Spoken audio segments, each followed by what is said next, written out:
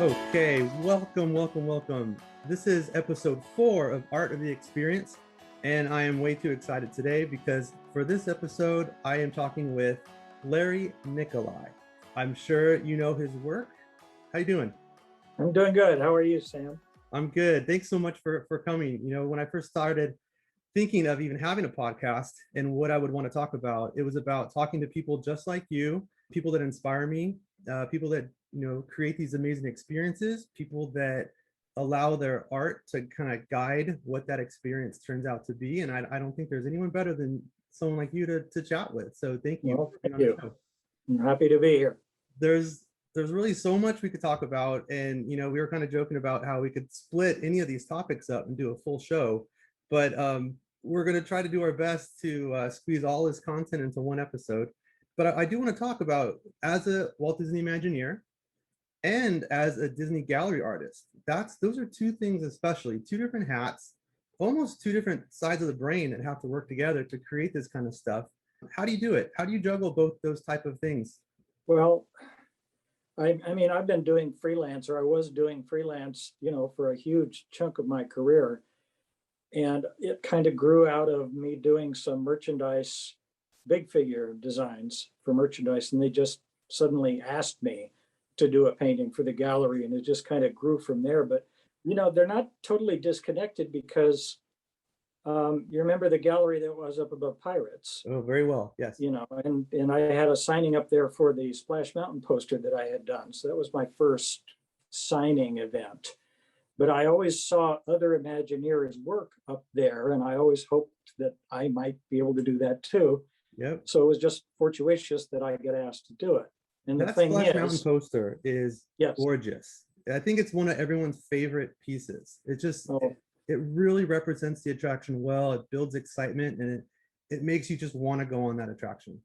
it was it was something I really wanted to do when it was offered to me.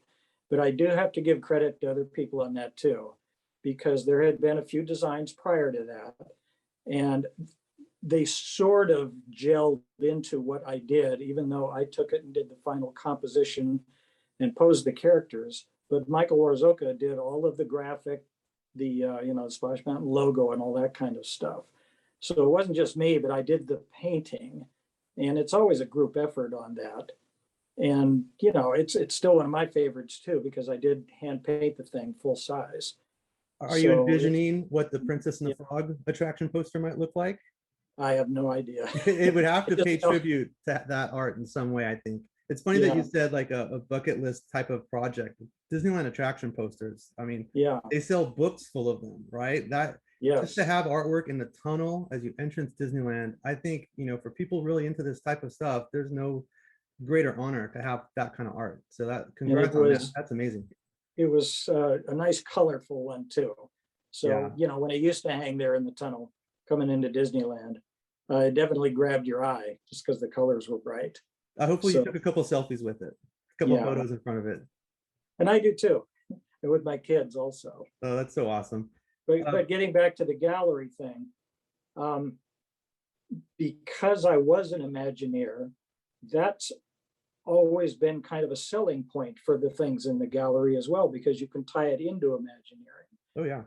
And of course, everything you do at Imagineering is a group and a team effort, and it's subject to, revisions and things like that. At least in the gallery work, you were pretty much for a long time on your own to come up with your own concept and composition, and subject to approvals, of course, and making sure the characters were on up. But it still was a little more of a personal effort that you were doing on your own, and that's probably the biggest difference between the two. Not so much by committee, but they do allow the artists to kind of come up with the ideas where they don't dictate. I've had that in my experience too from my pieces back when I did some Wonderground stuff. Yeah, And I think that's partly why another one of the reasons I wanted to talk to you as well, because when I was an art specialist in TDA, the admin building back behind Disneyland, one of my projects was to design the lanyards of something, for the Little Mermaid grand opening. So that was my first chance getting to meet you. okay. We bumped into each other later at D23 when you and I got to look at the original Herb Ryman artwork that was framed Yes. on display. Like, Yeah. that piece gave me chills. So those are my two encounters with you. So that's why Okay. I wanted to hit That you up. was an interesting day because I didn't realize how much talking you were going to end up doing, describing Yeah. those things, And and how many trying to shout times of over, it? Yeah, shouting over Captain America in the background. that's Every right. time he came on and they blasted his music, he'd have to shout even more. How are you My supposed to throat was, compete with that? yeah. That's so funny. Well, let's go back in time and start talking about some of your projects. Okay. You know, I'm such a theme park junkie, even to the point where I save every single park map that I ever gotten in my life. You should see my garage, it's loaded with them. And when I was kind of looking through all the kind of artwork that you created, I recognized one right away from Magic Mountain. Tell me about that. Mhm. Well, there's actually two of them I did for Magic Mountain. I used to, I helped to set up Silicon Corners back when it was there. Oh, And I used wow. to run the tintype shop. There's some And good design in that area of the park. You know, it was really I, charming. yeah, that was by Robin Hall, who ended up doing Camp Snoopy and everything in Knott's Berry Farmland. That makes sense. Yeah, okay. That's why they look so similar. They And the do. signage is so similar. But I had been already with merchandise for quite a few years, and they were actually giving me a chance to do a few drawings here and there. And they let me do a map of Spillikin Corners. And I don't know if it's probably not as common now as the Magic Mountain map, but it was pretty crude, even though, you know, just from a drawing point of view, it was pretty crude. My skills weren't quite there, but it led the way to the Magic Mountain map. And, you know, I'm not going to say that that was that much better, but it was bigger, so you didn't see the flaws in the drawing as much. And there were some Well, little hidden things in the Magic Mountain map oh, too. there's So always, you got to hide a little something in there. I yeah, don't blame you for that. Well, that's what's so interesting is like when I was looking at a photo of you creating that map, I see something in your hand called a pencil, and I think you're drawing on yeah, paper. What a yeah. concept! Like you Well, can't mess up on that. no, and you know, we used to do corrections and things for ink and printing and all that kind of stuff. And my philosophy has always been anything can be fixed. You know, even if you're doing it with a pencil or painters or all. But yeah, it's a little more risky, a little more daring when you're doing it by hand and by, you know, classic techniques and materials.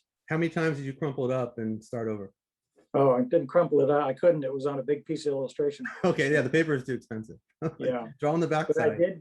I did spend a lot of time taking pictures from the Sky Tower and Oh, looking great, at for other reference. maps that had been done. And I studied every single building in the park before drawing it on there. So for the time, it's pretty accurate for where everything was. Have you been lately? Gosh, it's been years. Yeah. No, I haven't been back lately. I haven't been for a while too, but you know, when I look at old stuff from Magic Mountain, like I said, it just parts of it feel really charming, and it's kind of before the Looney Tunes characters came over and you know kicked out the trolls that they had. So they Yeah. actually had this like original IP type of vibe there. But what stands out the most about Magic Mountain is they used to have a train that went through that Spilkin Junction in the back. Yeah. Like, how did Yeah. these theme parks get rid of these trains that like that? It's just when you think about Disneyland's train, like it's unheard of to even think about it. Yeah, that was the Grand Centennial Railway. And it started off over where the Gotham City stuff is now. And it went past this faux Western town. And it went through these pens of animals. They had some bison, they had some elk. Oh my gosh. I forget what else. Yeah, I think they had some longhorn steers too. But it ultimately ended up there in Spillikin Corners right next to the tintype shop.